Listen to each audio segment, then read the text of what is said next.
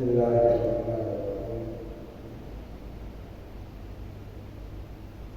Bagi sekarang sekitar dunia sosial itu menjelaskan tentang cara menjelaskannya itu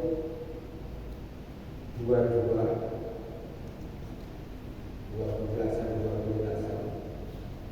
dilanjutkan dengan tiga penjelasan dilanjutkan dengan empat penjelasan itu seterusnya. Ini masih awal itu penjelasan yang pertama itu masih dua itu soalnya ada api ada elek. Bismillahirrahmanirrahim. Kalau yang aku baca itu kalau yang utama dari Kanjeng Nabi ketika pertama kali beliau hijrah ke Madinah. Hijrah ke Madinah itu banyak orang yang berbondong-bondong untuk mengerti Kanjeng Nabi. Ya apa tak percaya Kanjeng Nabi? Diriwayatkan dari Abdullah bin Salam, qala lamma qadima Nabi sallallahu alaihi wasallam al-Madinah, ketika Nabi sampai di Madinah, injawala an-nasu ilaihi,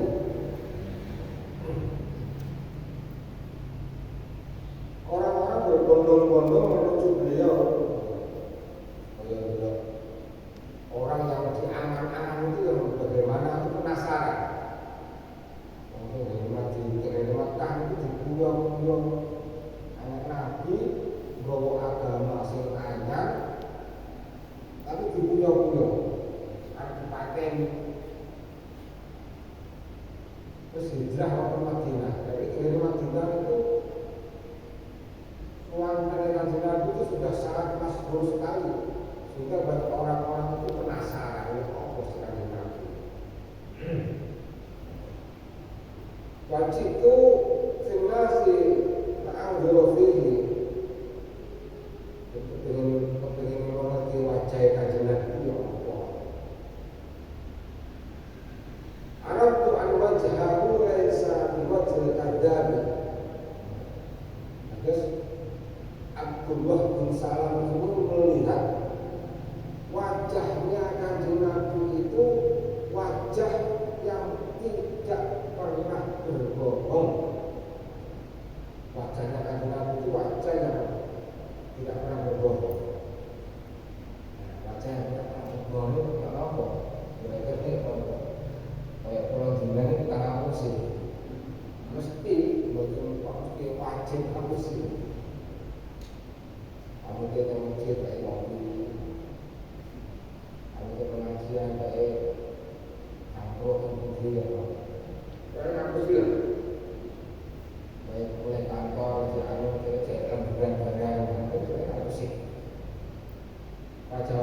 sini wajah-wajah ini, wajah-wajah bersih. Kanjeng Nabi wajah yang tidak pernah bersih. Kaitannya apa kadang awam? Ceritanya ya. Itu Kanjeng Nabi itu jauh. Syarat itu dua orang. Syarat itu gampang. Jadi Gusti Allah itu dari swarga itu tiga gampang. Tak usah digawe akeh. Kalau bisa diper mudah, kenapa dipersulit? Gitu. Dawuh Kanjeng Nabi yang pertama itu terkait dengan ketika kita dipermudah untuk masuk ke dalam surga Allah itu, yang pertama adalah ya ayyuhan nas, wahai para manusia, afsus salam. Yang pertama itu dawuh Kanjeng Nabi, tebarkanlah salam. Tebarkan salam itu salam kedamaian, tebarkan kedamaian. Ojo gawe permusuhan, sing anti-an karo wong. Nek ketemu karo kancane iki sing sumeh, sing gerak-gerak. Sumeh tur gerak-gerak. Gerak-gerak karo sing kabeh kok. Gerak-gerak iki karo sing mawon. Kali sing nom gerak ya, kali sing sepuh gerak ya, kali sing limpu agami gerak ya, sing mawon. Jadi jangan kita itu ramah itu hanya kepada orang-orang tertentu saja yang bisa mengikat sing ramah yang bodoh.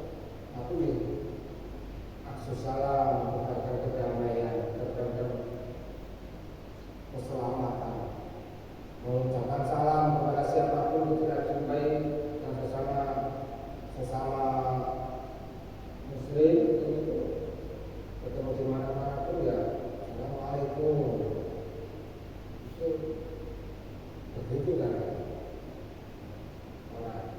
Halo bro, halo, waalaikum.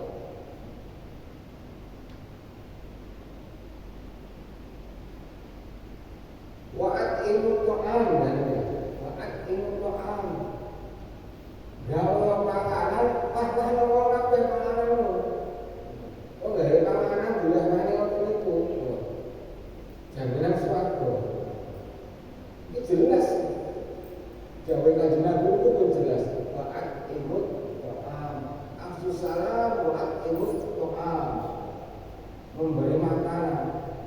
Panjenengan nek yasinan saya makmen itu. Ini seharusnya enak, itu syarat yang menuju swarga sebagai selamatan nanti. Nah, mau ekor itu semuanya selamatan. Disiti oleh awal berkat. Itu benar itu. Mungkin kok apa? Aku boten. Mungkin anjurannya Kanjeng Nabi, wa'at kamu jelas ya. Jaminan swarga semua sing marinya hamba Allah, tapi hamba Allah masuk swarga. Jelas masuk swarga. Wasilul arham. Oh. Itu. Wasilul arham. Wasilul arham itu apa? Yang sering-sering silaturahim. Silaturahim. Yang inilah termasuk datang ke majelis-majelis taklim ini sudah termasuk silaturahim. Salaman. Ini apa kabari.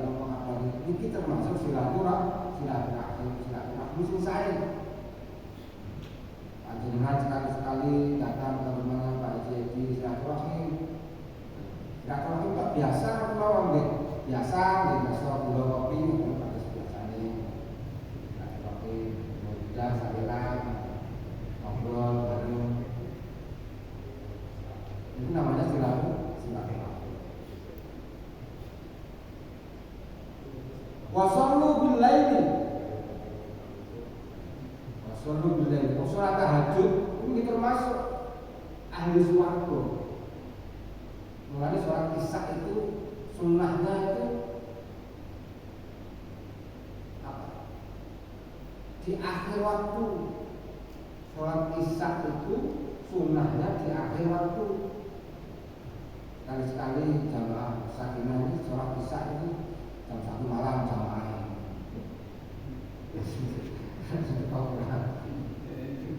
Nablas. Sunnahnya segitu. Setelah jam 8 jam 9 sore tidur semuanya. Ngobrol mawon. HP-nya saya ini dimatikan tidur. Karena nanti malam yakin jam 1 bangun. Nah, sholat isya sekaligus langsung sholat tahajud. Sunnahnya sholat isya itu di akhir waktu. Sholat subuh ngoten. Yang paling sayang di akhir waktu. Ini hati-hati. Jangan sampai telat. Sholat subuh itu kalau terakhir jam 5.30 ya minimal jam 5 lah. Jam 5 sholat subuh. Kalau sholat subuh mungkin usah melajeng rumiyin dinteni panjenengan dirikan sampai ngerti srengenge langsung sholat duha. Jadi sunnahnya itu ada kaitannya dengan sholat tahajudnya kalau bisa, kalau subuh ada kaitannya dengan sholat duha. Terus sing sae sholat subuh di akhir waktu menjelang terbitnya matahari, tetapi langsung sholat duha. Kalau malam hari sholat isya jam 12 jam 1 malam langsung sholat tahajud. Yang beragam dengan ini jamaah biasa. Tapi setelah jamaah dipergunakan waktunya jangan untuk hal-hal yang ghaflah, jangan hal-hal ingkang boten enten gunane. Dirasani mawon rasa-rasan kok cuma mending di rumah istirahat cari. Itulah beberapa perkara yang dawuh Kanjeng Nabi itu bisa mempermudah masuk ke dalam swarga pun Gusti Allah. Benar, maksud salam, katakan salam, takimut ta'am, memberi makanan, dan juga wasilul arham, saling silaturahim. Selanjutnya sholat malam berdasarkan semua paling penak lawan apa didengar pun enak. Maksud salam, apa takimut ta'am, paling penak lawan usah kabeh dilakoni. Para rawuh kang hadirin, bismillahirrahmanirrahim, kita lanjutkan. Menika An Sufyan As-Tsauri radhiyallahu anhu. Sufyan As-Tsauri itu gurunya Imam Malik. Jadi beliau itu termasuk periode tabi'in. Gurunya Imam Malik itu gurunya Imam Syafi'i. Imam Syafi'i itu punya 2 murid. Periode kemudian baru mempunyai murid yang bernama Imam Bukhari dan Imam Muslim. Jadi Imam Bukhari sama Imam Muslim itu derajatnya jauh lebih rendah daripada Imam Syafi'i. Imam Syafi'i ini mujtahid, lebih dekat kepada Rasulullah daripada Imam Bukhari dan Imam Muslim. Jaraknya lebih jauh Imam Bukhari dan Imam Muslim. Padahal Imam Bukhari dan Imam Muslim ini yang meriwayatkan hadis-hadis sahih. Imam Syafi'i lebih meriwayatkan yang sahih lagi. Cuma yang paling terkenal itu adalah Imam siapa? Imam Bukhari dan Imam Muslim. Jadi janganlah kita itu mengatakan bahwa sedikit-sedikit kembali kepada Al-Quran dan hadis, kembali kepada Al-Quran dan hadis. Sering kan ada yang bilang sejatinya Al-Quran, sejatinya hadis itu yang bisa menerjemahkan itu di mujtahid ini, ulama-ulama itu. Tidak akan bisa kita menerjemahkan Al-Quran secara detail, tidak bisa. Al-Quran itu bahasanya penuh dengan kata-kata yang indah, sastranya terlalu indah untuk diterjemahkan. Kemudian kalau syair itu mungkin syairnya apa ya saya itu siapa yang paling suka? Esrindra itu siapa namanya? Ingat? Esrindra. Nah, Esrindra. Sulit diterjemahkan untuk ukuran-ukuran itu biasa itu lebih dari itu Al-Quran. Wa aqimus shalah perintah Gusti Allah namun dirikanlah sholat. Iya sholat. Apa yang hadis ya sholat? Tidak tentu, tidak ilmu, itu mungkin Asyhadu an la ilaha illallah itu mungkin hadis itu bunyi.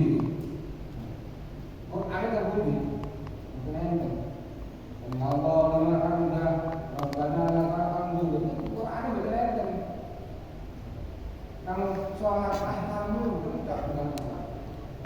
Bila hadisnya tidak ada juga. Kalau boleh dengan Bukhari Muslim, sing paling sahih itu tidak ada tata cara sholat itu dengan hadis-hadis itu namun disebutkan sholat itu ada zuhur 4 rakaat, nama-nama sholat zuhur, asar, maghrib, isya, isya 4 rakaat, zuhur berapa rakaat, dan itu aja. Tapi gerakannya sholat, corongnya sholat itu tidak ada. Nabi menjawab selalu utama ayat umuni sholat kamu seperti aku sholat.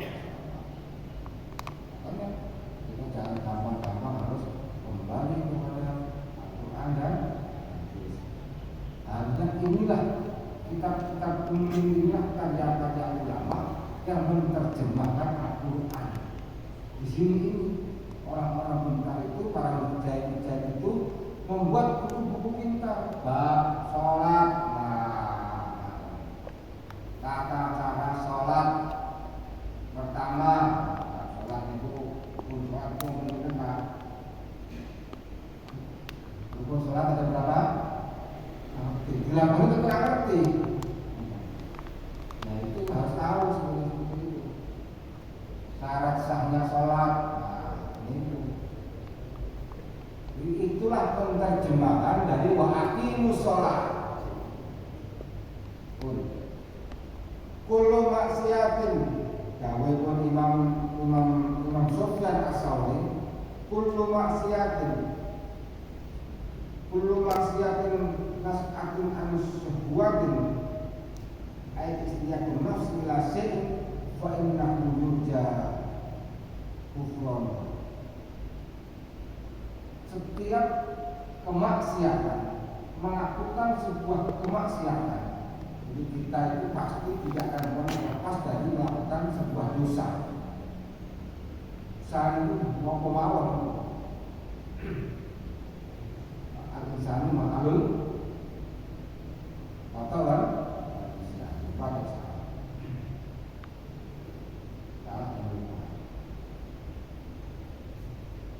setiap kemaksiatan yang ditimbulkan dari syahwat itu berontolnya hati, tergodanya hati.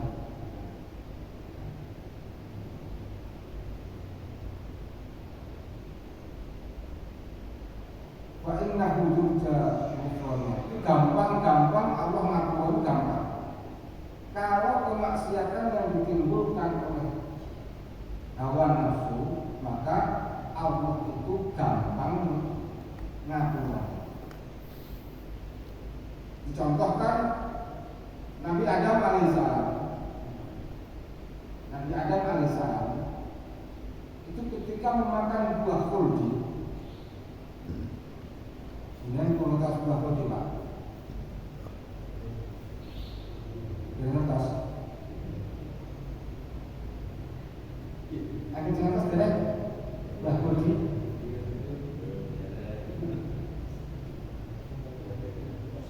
Buah khuldi ini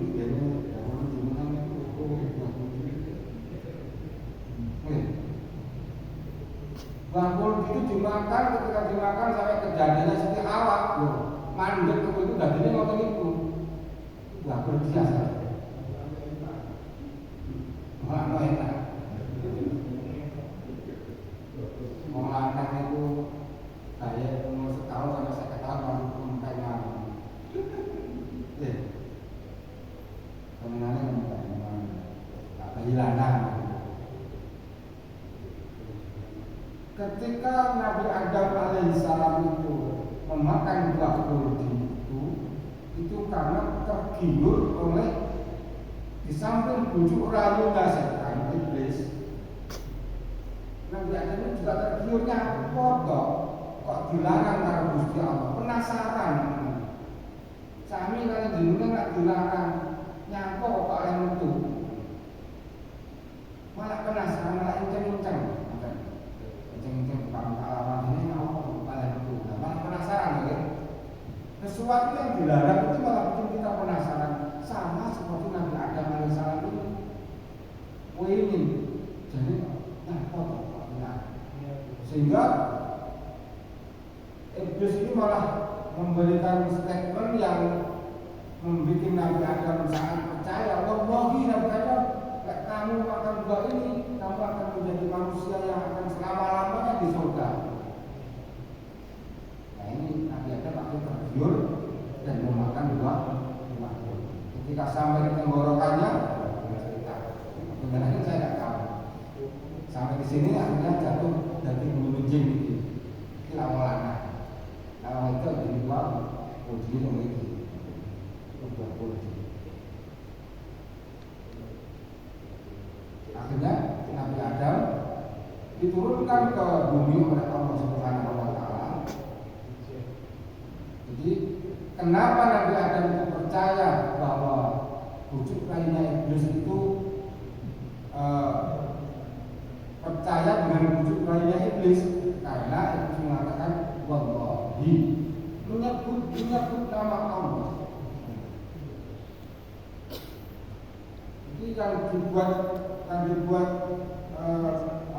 bemper itu adalah Allah. Ini kan jangan gampang-gampang sumpah wallahi aku orang wallahi aku jangan gampang-gampang menyebut nama Allah.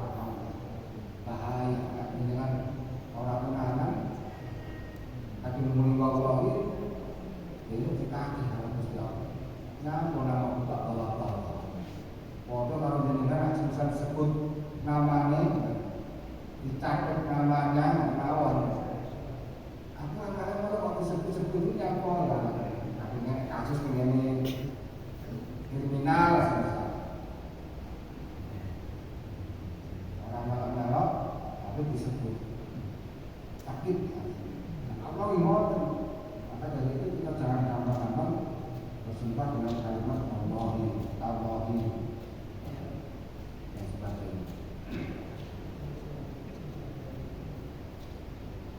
Yang sulit diampuni oleh Allah itu adalah ketika kita melakukan perbuatan dosa, kullu maksiat yang nas'atun an kibrin, dari rasa takabur.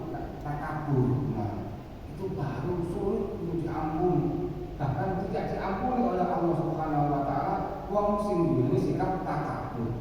Soalnya wong takabur itu dikandungan seperti iblis itu takabur. Kowe iki dadi apa aku timbangane awakmu. Aku iki terus saka ngene inti sarene api. Lah aku saka ndut lemah. Iki lho aku yo lemah kan jujur.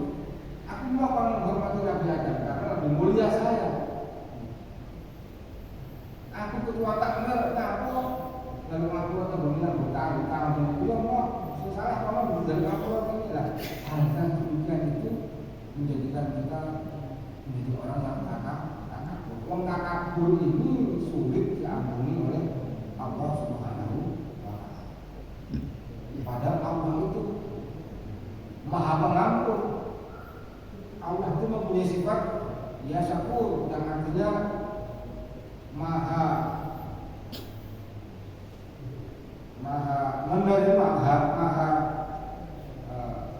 menerima akeh, maha menerima akeh maha mohon menerima akeh, gampang menerima gitu, gampang menerima nih. Gusti Allah itu gampang menerima nih.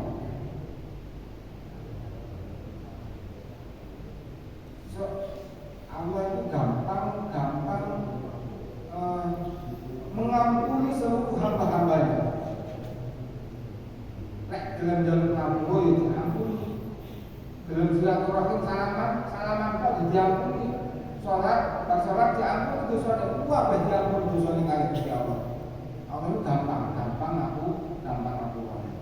Seandainya mau sak dunya iki dalam jalur ngapura kabeh. Pasti di ngapura kabeh dosane karo Gusti Allah. Nek wis wong sak dunya iki kene sing duwe dosa, pateni kabeh karo Gusti Allah. Allah baru menumbuhkan manusia baru kembali. Supaya napa? Wong-wong sing anyar yo gelem jalur ngapura dene Gusti Allah. Gusti Allah raja di raja kuge ra karuan depan jenengan gak tau goncang. Gusti Allah itu suweneng lek dijalui karo hamba-hamba. Jalur apa? Gusti Allah kuwi apa namanya? Maka kadang-kadang kita gak sabar. Nggih, kita gak sabar. Tak suka-suka menyambut kami, tak suka-suka.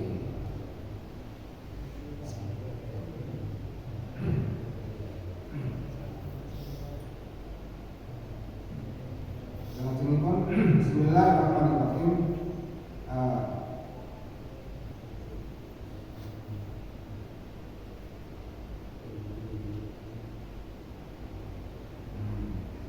Wal maqalatul asyr, maqalah yang disebut anba bizuhadi. Orang-orang zuhud ini mengatakan kepada kita, orang-orang zuhud, apa tadi sudah kita terangkan gitu. Orang zuhud itu orang yang hanya membutuhkan kadar duniawi itu secukupnya saja, tidak menumpuk harta.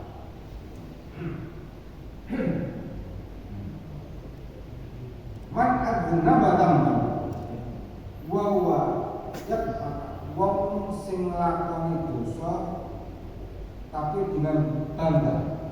Sing nglakoni dosa tapi dengan bangga nglakoni dosa. Wonten. Aku niki mampu kurang orang bae jalan. Dicerita-ceritani karo kanca-kancane ngoten niku. Maksudnya bangga ya. Wah takmir mampu ora lah. Besok dengan akhirat dilepok oleh para Gusti Allah kami belum nangis. Anak Adam dan para siapa yang melakukan suatu perbuatan dosa dengan kebanggaannya, kita kalau katakan kami padahal Gusti Allah itu nutupi aib-aib kita itu Gusti Allah nutupi.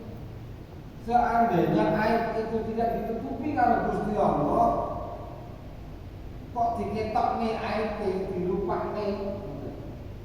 Kalau misal aib itu ambune kecut atau mawon mas. Aib ambune kecut. Kira-kira enak sing ngandung enggak? Kayak enak was ngandung jenengan. Ini kecut. Lu kecut meneh.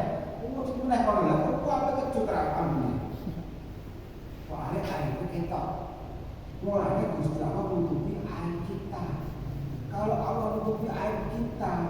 Kita jangan mengobrol aib kita. Gusti Allah menutupi. Kok Allah ini mengobrol aibnya orang lain, mengobrol aib kita sendiri. Aib itu harus kita tutup apa-apa. Karena siapa yang menutupi aibnya orang lain, nanti di akhirat Allah juga akan menutupi aib kita di akhirat. Fa inna Allah yadkhulun nar wa huwa yabqa. Wa man ata'a wa huwa yabqa. Barang siapa yang menjalankan ketaatan, kalau yang tadi itu mengatakan melakukan perbuatan dosa dengan bangganya. Yang kedua, barang siapa yang melakukan suatu ketaatan, taat dengan Gusti Allah, wa huwa yabqa, tetapi dia itu menangis. Kok aneh kata wanita kok nangis? Diwonten. Karena merasa diri kita itu ibadahnya ya hanya segitu-segitu saja. Tidak ada kita itu yang ibadahnya bernilai ibadah 100% itu tidak ada. Kita sholat ya gitu-gitu aja sholatnya. Kayak yang khusyuk benar. Sholat khusyuk itu benar. Sayyidina Ali itu pernah dipanah belakangnya mulutnya itu. Ketika mau ditarik, aku tak sholat. Kalau pas aku sholat, panah aja gitu. Justru ketika sholat itu belum terasa Sayyidina Ali. Saking khusyuknya dengan Gusti Allah. Kalau kita bagaimana kita khusyuk? Karena semua orang itu lebih, apa kan? Oke. Gak iso khusyuk.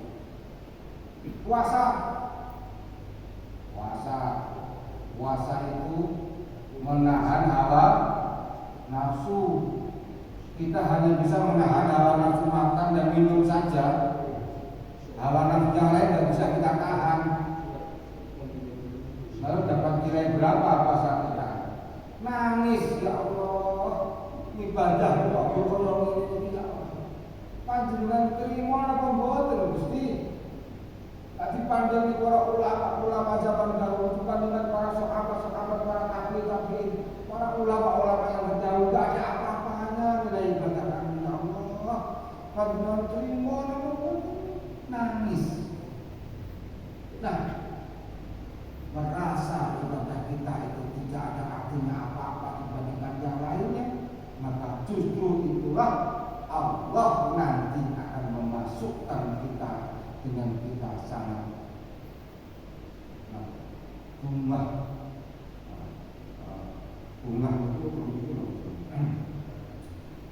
itu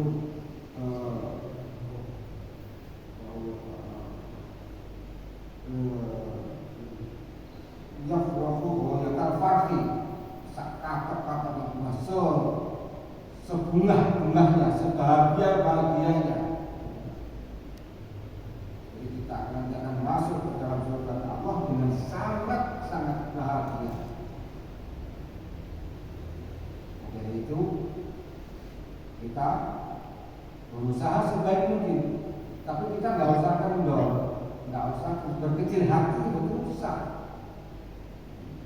Jangan sholat khusyuk, memang seperti itu. Sholat kita itu, ibadah kita itu, sedekah kita itu, saya kira tidak kok. Sedekah diposting dengan Facebook, gitu.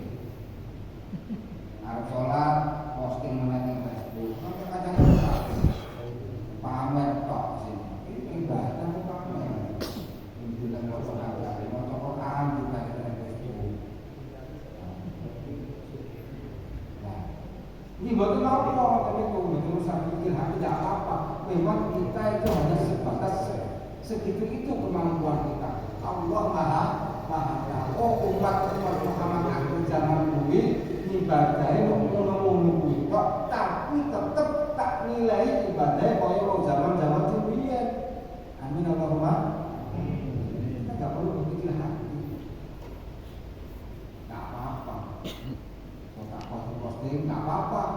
syiar. Siapa tahu nanti ada orang lain yang mau sedekah seperti saya. Kita mau ke masjid, diposting mau ke masjid. Siapa tahu ada tetangga kita yang tidak pernah ke masjid tiba-tiba jadi terlebih hatinya kepingin kemas ke masjid. Yang waktu itu. Jadi kita jangan berkecil hati tentang ibadah kita. Yang penting bagaimana kita menanamkan ibadah kita ini agar Allah menerima. Syarat dan rukunnya yang penting kita laksanakan.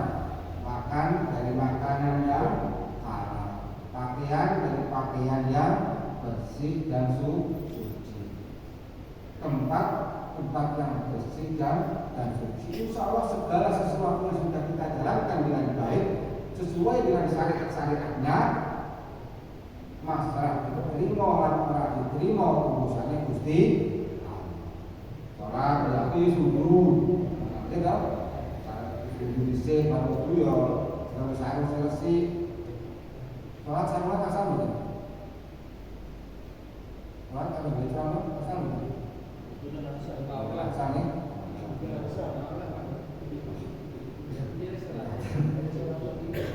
Sholat sarungan, sholat berkerumun, yang penting syarat rukunnya sholat kita penuhi. Datang, Allah Akbar dari kejawaban. Maka kita sedikit yang bisa kita